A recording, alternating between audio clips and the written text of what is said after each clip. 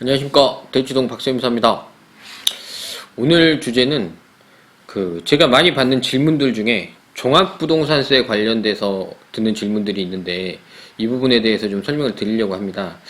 근데 사실 종합부동산세는 이제 끝났어요. 올해는 이제 시작되겠지만 작년에 12월 말까지 해서 이제 종합부동산세를 냈는데 이제 그때도 질문을 많이 들었었고, 그래서 좀 이런 부분들은 좀 알려드리는 게 좋겠다 싶어서 내용을 좀 준비해 봤습니다.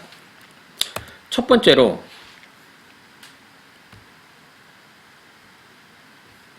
일단은 종합부동산세 관련돼서 고민하시는 분들이 취득할 때 공동소유 주택으로 취득하는 이유에 대해서 많이 궁금해들 하시더라고요. 그래서 이제 그 내용을 좀 설명드리면, 이 표에 보시면, 지금 저는 이제 주택에 대해서만 좀 설명을 드릴게요. 나머지 부분들은 뭐 복잡한 내용이 있지는 않으니까, 주택 위주로만 설명을 좀 드릴 건데, 여기 보시면 주택에 대해서 공제가 6억 원까지 돼요. 그리고 1세대 1주택이다. 그러면 이제 공제가 11억까지 되는 거거든요. 근데 이제 공동소유를 하시는 분들은 왜 그러냐? 여기 보시면 내용이 종합부동산세는 과세 기준일인 6월 1일, 그러니까 6월 1일자에 소유하고 있는 사람이 종합부동산세를 내는 겁니다. 그리고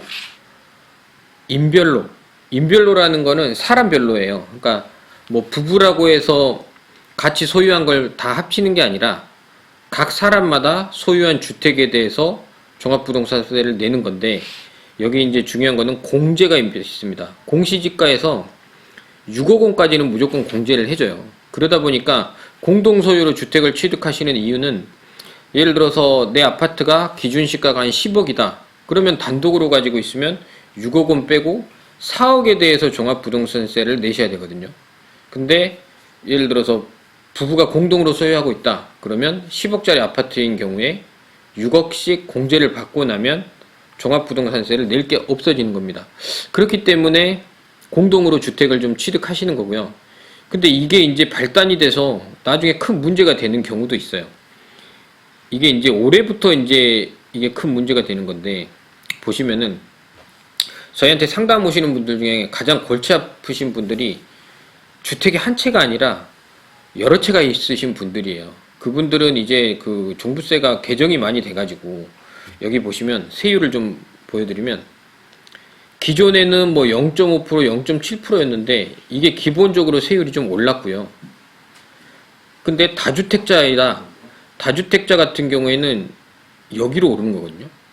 그러니까 조정 대상 지역에 주택이 두 개가 있다. 그러면 종전에 0.5%이던 사람들이 1.2%. 그러니까 지금 개정된 건 0.6%인데 두 배가 되는 거거든요. 나머지들도 마찬가지로. 이렇기 때문에 갑자기 종부세가 확 올라버리는 거예요. 보시면은 뭐 0.8%가 1.6% 되고 거의 두 배씩 다 올랐거든요. 그래서 이제 이런 분들이 문제가 뭐냐면, 문의 주시는 분들 중에 공동으로 주택을 소유하고 있다 보니까, 예를 들어서 두 채를 갖고 계시는데 둘 다 공동 소유로 해놨다. 그러면 각각 주택을 두 개 가진 걸로 봐서 여기에 해당되는 조정 대상 지역에 해당되는 이 세율을 적용받게 됩니다. 그런데 만약에 각각 단독으로 한 채씩을 갖고 있었다. 그러면 여기가 적용되는 게 아니라 2주택 이하가 적용되시는 거예요. 이게 이제 좀 오해가 많으신 게, 세대별로 모든 주택이 합산되지 않냐 이렇게 많이 말씀하시거든요. 그래서 아무 효과 없지 않냐, 이거를 나누는 거에 대해서 그렇게 고민하시는 분들인데, 그게 아니라 앞장에서 제가 설명드렸던 것처럼 종합부동산세는 인별이에요. 인별. 세대별이 아니라 인별입니다.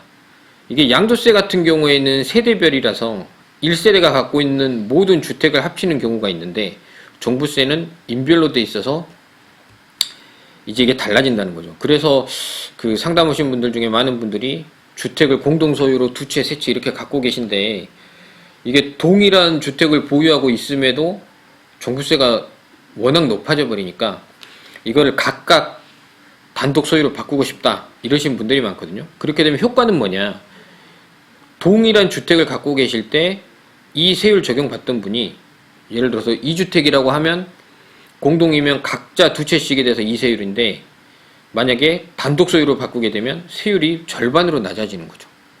그래서 이 부분이 이제 의미가 좀 있는 거고, 그래서 이 유를 가지고 계산을 해보시면 내가 이거를 단독으로 바꿨을 때 어느 정도의 종부세가 세이브가 될 것이냐, 그 부분을 확인하실 수 있고, 또 하나는 이제 증여나 양도나 이런 행위를 할 때에는 또 취등록세도 발생을 하고, 그리고 증여세도 발생을 하거든요. 양도세도 발생을 하고. 그래서 정말 어느 것이 실익이 있는지는 따져봐야 됩니다. 그리고 근데 배우자 간에는 어쨌든 배우자 공제라는 게 있기 때문에 그걸 감안해서 좀 이전을 하시긴 하는데, 엄밀하게 말해서 종합적으로 전체적인 부분을 놓고 고려를 해보셔야 된다. 그리고 이제 마지막으로 법인으로 갖고 계신 분들이 정말 지금 곤욕스럽거든요. 이게 왜 곤욕스럽냐면, 아직도 저한테 물어보시는 분들이 있어요.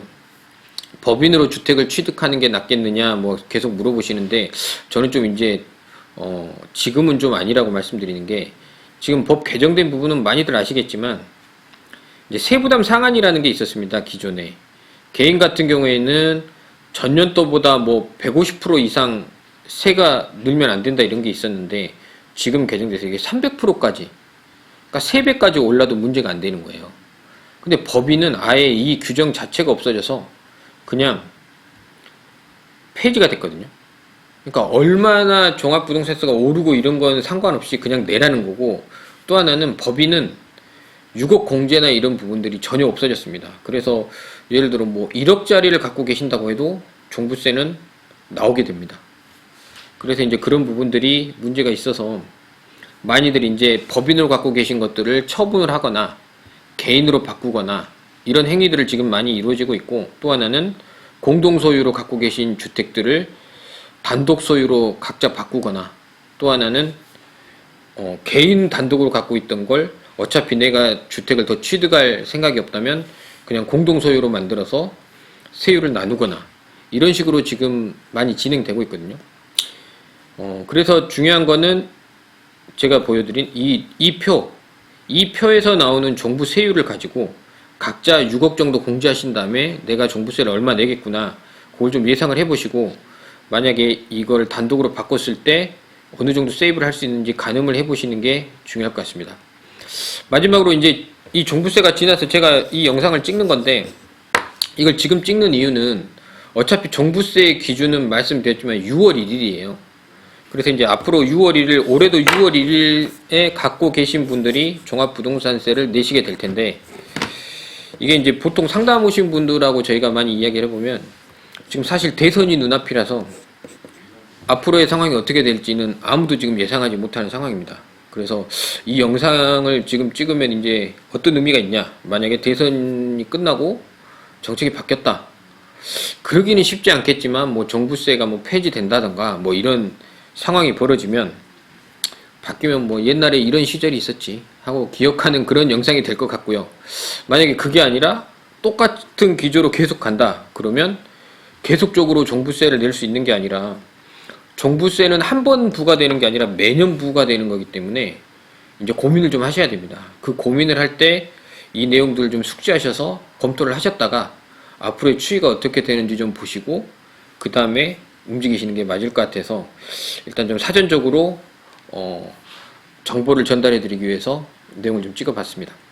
아무튼 고민이 많으실 텐데, 지금 외롭지 않은 건 이 고민을 하신 분들이 굉장히 많고요.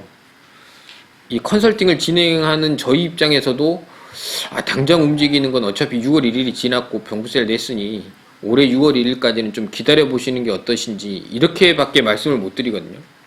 그렇지만 사실 이제 한번 만들어진 법이 없어지기는 쉽지 않아서 고민은 많이 되실 텐데 좀 참고가 되셨으면 해서 이 영상을 찍어 봤습니다.